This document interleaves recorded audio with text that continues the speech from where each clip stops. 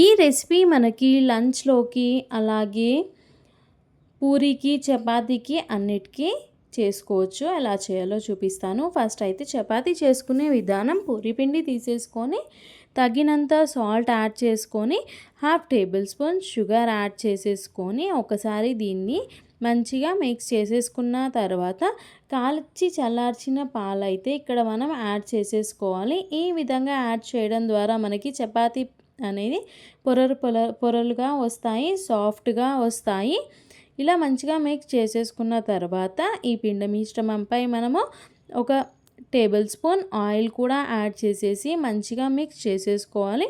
ఒక రౌండ్ ముద్దలా చేసేసుకొని ఈ పిండి మిశ్రమంపై ఒక బౌల్ కప్పి పెట్టుకోవాలి. అది నానేలోపు ఇక్కడ మనం పప్పు రెసిపీ చేసేసుకుందాము. ఇక్కడ కందిపప్పు 2 కప్స్ అయితే ఉడికించి తీసుకున్నాను. దీంట్లో కొద్దిగా వాటర్ యాడ్ చేసేస్తున్నాను. ఈ పప్పుకి పోపు ఎలా పెట్టుకోవాలో చూపిస్తాను. సింపుల్గా ఉంటుంది, సూపర్ టేస్టీగా కూడా ఉంటుంది. స్టవ్ వెలిగించి బాండీ అనేది పెట్టేశాను. పోపుకి తగ్గినంత ఆయిల్ అయితే తీసేసుకొని ఆవాలు, జీలకర్ర, ఎండుమిర్చి, 2 రెబ్బల కరివేపాకు, కారానికి తగ్గట్టుగా పచ్చిమిర్చి యాడ్ చేసేసుకొని ఒక టేబుల్ స్పూన్ పసుపు, కచ్చా పచ్చాగా దంచుకున్న వెల్లుల్లి ఇవన్నీ వేసేసి ఒకసారి మంచిగా ఫ్రై అయిన తర్వాత మనకి అరోమా బాగా వస్తుంది. అరోమా వచ్చిన తర్వాత సన్నగా కట్ చేసుకున్న ఒక చిన్న సైజు 2 టమాటోలు అయితే తీసేసుకొని తగినంత సాల్ట్ వేసేసి ఆయిల్లో మనం టమాటోలని మంచిగా మగ్గించుకోవాలన్నమాట. తొందరగానే ఉడికిపోతాయి టమాటోలు అనేటివి. ఇలా ఉడికిన తర్వాత మనము ఉడికించుకున్న పప్పు మిశ్రమాన్ని ఇక్కడ యాడ్ చేసేసి కొద్దిగా వాటర్ యాడ్ చేయాలి. ఇలా టమాటా పప్పు చేసుకొని చపాతీ, పూరి, బ్రేక్ఫాస్ట్లోకి అలాగే లంచ్లోకి కూడా మనకి తొందరగా అయిపోతుందన్నమాట రెసిపీ అనేది.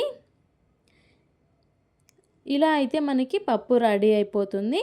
ఒక 2 ఉడుకులు ఉడికించిన తర్వాత దీంట్లో కొత్తిమీర వేసి గార్నిష్ చేసేసుకుంటే మనకి టమాటో పప్పు అనేది రెడీ అయిపోతుంది. సర్వ్ చేసేసుకొని కొత్తిమీరతో గార్నిష్ చేసేసుకుంటే రెడీ. ఇప్పుడు చపాతీ ఎలా చేసుకోవాలో చూపిస్తాను పొరలుగా. ఈ పిండిని మనం ఇప్పుడు ఇట్లా మంచిగా అరచేతితో ప్రెస్ చేస్తూ పిండి మిశ్రమాన్ని మనం కలుపుకోవాలన్నమాట. ఇలా కలుపుకోవడం ద్వారా మనకి చపాతీ అనేది పొరలుగా సాఫ్ట్గా వస్తాయన్నమాట. ఇలా మంచిగా ముద్ద తీసుకున్న తర్వాత ఇప్పుడు నేను చూపించే విధంగా మనం చపాతీ పిండిని అనేది ఇలా తీసుకోవాలి.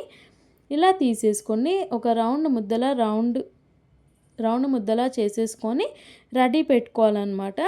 పొరలుగా రావాలంటే ఎలా చేయాలో చూపిస్తాను. ఈ పిండిని పొడిపిండి అద్దుకొని చిన్న సైజ్ పూరీలా చేసుకోవాలి ఫస్ట్. ఇలా చిన్న సైజ్ పూరీ చేసుకున్న తర్వాత దీనిపైన ఒక టేబుల్ స్పూన్ ఆయిల్ అనేది మనం యాడ్ చేసేసుకొని సమోసా షేప్లా ఫోల్డ్ చేసేసుకోవాలన్నమాట. అలా ఫోల్డ్ చేసుకొని ఒక 5 నిమిషాలు నానబెడితే మనకి చపాతీ అనేది మంచిగా వస్తుంది. చూస్తున్నారు కదా, ఈ విధంగా మనం చపాతీని ఫోల్డ్ చేసేసి ఒక 5 మినిట్స్ ఉంచేస్తే చాలు, మంచిగా చపాతీలు అనేటివి వస్తాయన్నమాట. ఇప్పుడు దానికి పొడిపిండి అద్దుకొని చపాతీని చేసుకోవాలి. మధ్యలో లావుగున్నా సరే కానీ సైడ్స్ మాత్రం సన్నగా రావాలి.